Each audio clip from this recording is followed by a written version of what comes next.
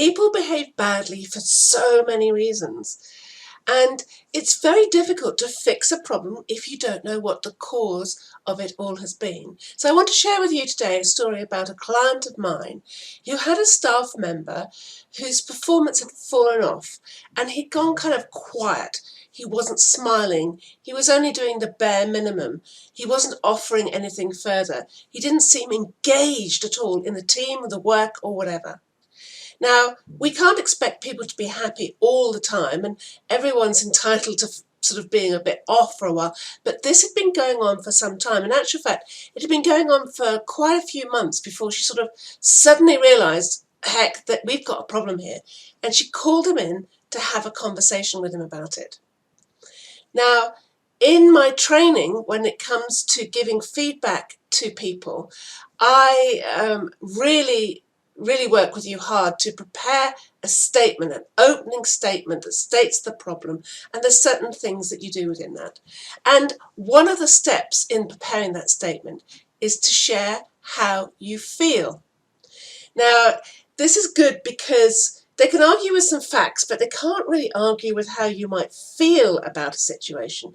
And it also serves a secondary purpose as well, because you are the boss, you are the manager, and when you introduce feelings into the conversation by saying, I feel disappointed, I feel frustrated, I feel worried about this situation. When you introduce the way in which you feel, and it has to be your honest feeling, can't be a made up one, it has to be honest. When you introduce the way that you feel about it, it sort of indicates to them that it's okay to discuss feelings in the conversation, and that you would welcome that. Yeah, they have permission now to share with you how they feel, and this is when it becomes enlightening. Because in this particular case, she shared how she felt about it, frustrated or worried or whatever, and his response to that was, well, I don't feel a part of the team. So she was like, really? Why? And he said, well, it was that joke at the Christmas party. And she remembers the joke. And she remembers wincing at the time, thinking, oh, that's a bit close to the bone. Now, if she winced in hearing that joke, what was it like for him to receive that joke? No wonder he felt not a member of the team. No wonder he turned up and did his work every day, but he didn't feel a part of the team, so he didn't really want to be there. And it showed in his behaviour and his productivity and the contributions he made. And she was horrified when she heard that, because she was like, oh, it also, everything made sense. It all fell into place. Get it now. I get it now. And within minutes of instigating this conversation, she had the answer.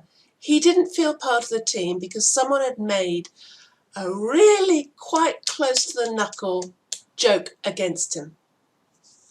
Now, she then set about doing something about the team and reassured him that he was a very valued member of the team and all that kind of thing. She could now do something to bring him back in and to support him in feeling that he was a member of the team.